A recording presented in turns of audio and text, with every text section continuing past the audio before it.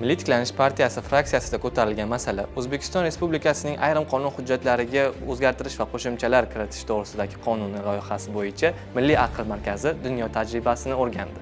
Unga ko'ra, xorijiy mamlakatlarda kommunal xizmatlardan, ya'ni gaz, elektr, suvdan foydalanishda noqonuniy ulanishlar holatlarida ularga qo'llaniladigan javobgarliklar tahlil qilindi. Jumladan, AQShda kommunal xizmatlardan noqonuniy foydalanishga nisbatan kichik jinoyatlarga $100 dan $750 jarima yoki 6 oygacha qamoq jazosi qo'llaniladi.